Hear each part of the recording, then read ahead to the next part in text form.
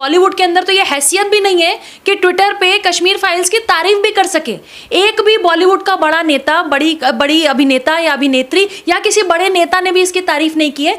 दो चार जो राष्ट्रवादी लोग हैं, जो राज्य हैं, अभी कल उत्तर प्रदेश सरकार ने भी इसको टैक्स फ्री किया, मध्य प्रदेश की सरकार ने भी टैक्स फ्री किया, लेकिन बॉलीवुड के किसी भी बड़े महानायक या बड़े एक्टर, बड़े एक्ट्रेस ने कश्मीर फाइल्स की तारीफ नहीं की है। लेकिन मैं जिस तरह से कपिल शर्मा को लेकर इस समय बात हो रही है, सलमान खान को लेकर बात हो रही है, क्योंकि कपिल शर्मा जो शो है सलमान खान प्रोड्यूस कर रहे हैं, कैसे देखते हैं उन्होंने जब इस मूवी को प्रमोशन नहीं किया? देखिए, जो 2 कौड़ी के शो होते हैं और जो 2 कौड़ी के एक्टर एक्ट्रेसेस होते हैं और 2 कौड़ी की जो फिल्में बनती हैं, उनका प्रमोशन करते हैं कपिल शर्मा, क्योंकि वो उनके प्रोड्यूसर कौन है सबको पता है, उसमें डायरेक्टर्स कौन है उसको पता है।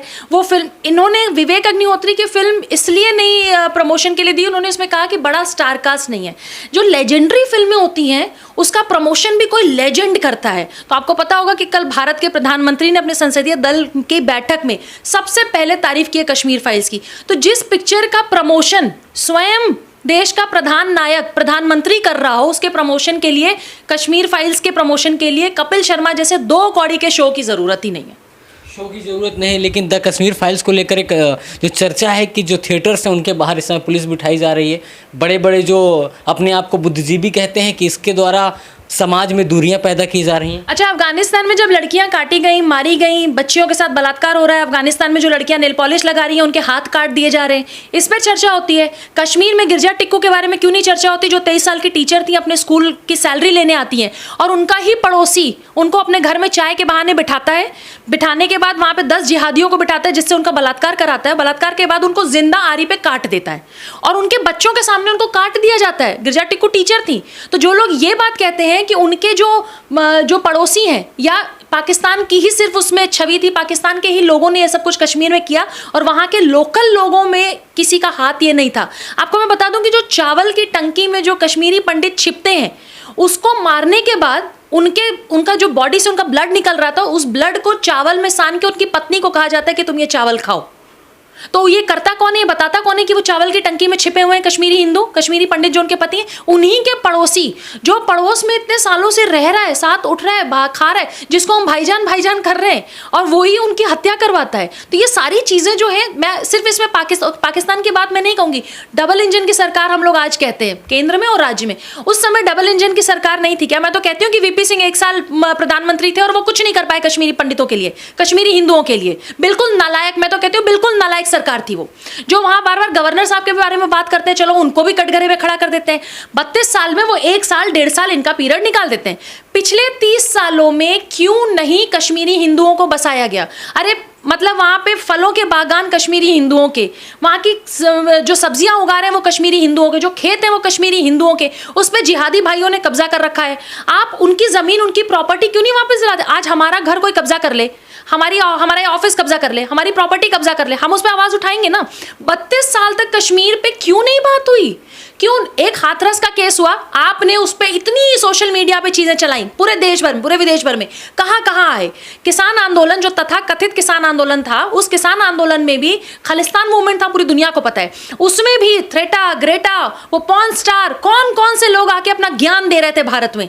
लेकिन कश्मीर में जब हिंदुओं को काट के मार के भगाया गया, मुझे बताइए, कश्मीर भारत का अभिन्न अंग है, तो कश्मीर में पाकिस्तान टीवी, PTV कैसे चलता था?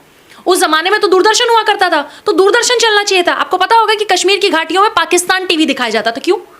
दिल्ली में पाकिस्तान टीवी दिखा सकते हैं, दिल्ली भारत का हिस्सा है, कश्मीर भी भारत का हिस्सा है ना, तो वहां पाकिस्तान टीवी कैसे चलाते थे? जिन्ना वाले नोट पाकिस्तान में कैसे चलते हैं? या तो गांधी जी वाले नोट चलते हैं। हम जो नोट इस्तेमाल करते हैं उसमें गांधी जी की तस्वीर बनी है। पाकिस्तान, कश्मीर में जो नोट चलते थे उसमें जिन्ना की फोटो है। इसका मतलब कहीं ना कहीं ये जो डबल इंजन की सरकार थी और ये जो 2 परिवार थे ना, मुफ्ती और अब्दुल्ला वाले, इन्होंने उस पर रोटियां सेकी, इन्होंने कश्मीरी हिंदुओं को मार के भगाया। जो ये सब कुछ चला उसमें चुपचाप मौन व्रत पे थे, ये विदेशों में जाके अय्याशी करते थे, और यहाँ जो सरकार थी, जो यहाँ संसद था, उस पर मौन व्रत था। आप कल्पना नहीं कर सकते किसी के बच्चे के सामने उसकी मां को नंगा करके जब उसका बलात्कार होता है, और इस बारे में हम चर्चा भी ना करें। इसमें कोई फिल्म बनी तो फिल्म में रिलीज मत होने दो, लोगों को सच मत जाने दो। जिनकी हिम्मत है वो 19 जनवरी को जंतर मंतर पे जाया करें, जहां पे सारे कश्मीरी हिंदू इकट्ठा। जिस तरीके से अफगानिस्तान से बहुत सारे परिवार भारत भाग के आए, आज उनको शरण मिला, आज वो नौकरी कर रहे हैं, जगह जगह रह रहे हैं। कश्मीरी हिंदुओं को तो टेंट के अलावा कुछ मिला ही नहीं। मतलब जो कश्मीरी हिंदुओं के पास अपना घर, अपना मकान, सब कुछ था, उनको रातों रात कहा गया कि तुम छोड़ के भागो। और कश्मीरी हिंदू भाग जाएं लेकिन अपनी बेटियों और अपनी पत्नियों को छोड़ के जाएं। क्यों? तुम्हारे बलात्कार के लिए। और 32 साल से सच छुपा हुआ है, हम इसको बताएं ना, इस पे पिक्चर ना बने। और जब पहली बार पिक्चर बनी है तो उसके बाहर लोग पुलिस वालों को खड़ा कर दे रहे हैं ताकि बवाल ना हो। चलो सेफ्टी सिक्योरिटी के लिए कर रहे हैं। आपको पता होगा कई सारे सिनेमा हॉल के बाहर हाउसफुल का बोर्ड है, अंदर जाके पता चलता है कि पूरा हॉल खाली है। बॉलीवुड माफियाज किस तरीके से काम कर रहे हैं। इसी तरह कंगना रनौत की थलाईवी आई। मैं खुद अपने एनजीओ के बच्चों को थलाईवी दिखाना चाहती थी, पर थलाईवी की टिकट दिल्ली में बहुत रेयर सिनेमाज में लगी थी। मैं खुद अपनी ऑफिस से अपने लोगों को सबको स्पॉन्सर करूंगी कि कश्मीर फाइल जरूर देखने जाएं। और जो लोग बहुत भाईचारे की बात करते हैं उनसे पूछा जाए कि कश्मीर में क्या कश्मीरी हिंदू जब वापस जाके रहेंगे तो उनको सेफ्टी सिक्योरिटी से वहां के भाईजान लोग रहने देंगे? ये बहुत बड़ा सवाल है। लेकिन मैम ये जो बात आप कर रही हैं, प्रोपेगेंडा कह रहे हैं कि जो पूरी की पूरी मूवी आई ये हिंदू कट्टरता को बढ़ाने की कोशिश की जा रही है, अल्पसंख्यकों को दबाने की कोशिश की जा रही है, जो बुद्धिजीवी है। एक सेकंड, कैसी बात कर रहे हैं आप, मुझे जरा बताइए। देश की आज़ादी के समय इस देश में 7 करोड़ मुसलमान थे। आज हमारे पास 30 करोड़ मुसलमान हैं। बहुत सारे मुसलमान बच्चों को मैं खुद पढ़ाती हूँ, लिखाती हूँ, बहुत सारे बच्चों को मैं स्पॉन्सर करती हूँ। मुझे बताइए कि जो एक आबादी है वो बढ़ रही है, खा रही है, पी रही है, वो हिजाब पहने न पहने, वो मस्जिद जाए न जाए, वो पूजा करे, उसकी मर्जी। हमारे देश में हर मुसलमान स्वतंत्र है, उसको जो पढ़ना है, हिंदी पढ़ना है, उर्दू पढ़ना है, अंग्रेजी पढ़ना है। लेकिन क्या कोई मार के भगा रहा है उनको?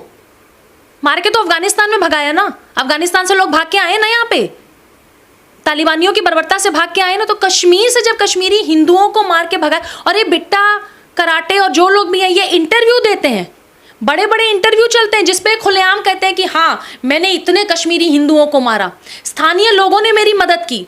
जो गुनहगार है वो कई साल तक जेल नहीं जाता है, वो बलात्कार करता है, वो लड़कियों के कपड़े नोचता है, उनके अंग नोचता है, बलात्कार करने के बाद उनको जिंदा आरी पे काट देता है, छोटे छोटे बच्चों को लाइन में खड़ा करके गोली मार दी जाती है।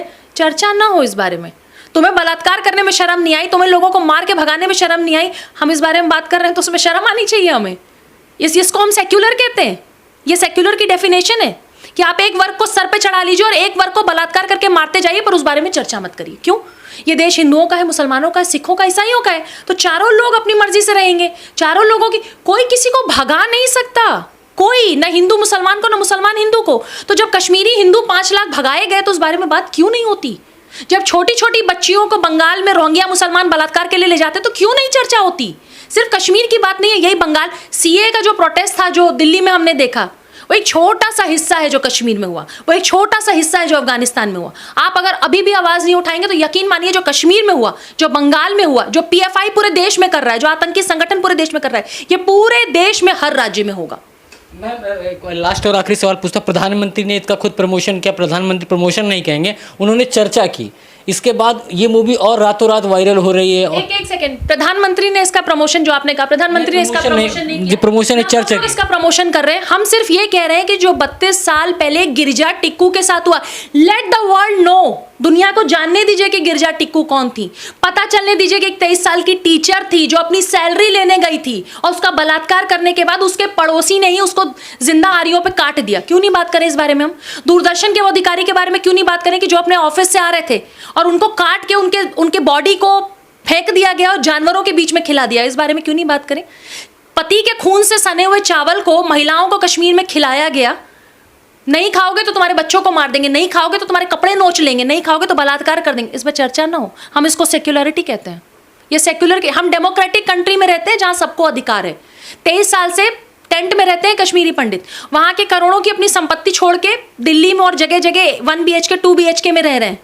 जो ये प्रोपेगेंडा कह रहा है ना, उसको जरा कहिए कि कश्मीरी पंडितों से अगर आंख मिलाने की आपकी हिम्मत है, जरा जवाब दीजिए कि 32 साल तक यहाँ की क्या संसद नहीं थी क्या? सब पार्लियामेंट नहीं होता था क्या? नेता मर गए थे क्या? एक्टिविस्ट मर गए थे क्या? सारे एक्टिविस्ट जिंदा थे, नेता जिंदा थे, पत्रकार जिंदा थे, लोग जिंदा थे। चर्चा क्यों नहीं हुई इस बारे में? क्यों हाथरस के बारे में चर्चा होती है? क्यों कश्मीरी पंडित के बारे में चर्चा नहीं होती? क्यों गिरजा टिक्कू के बारे में चर्चा नहीं होती? क्यों टपलू साहब के बारे में चर्चा नहीं होती?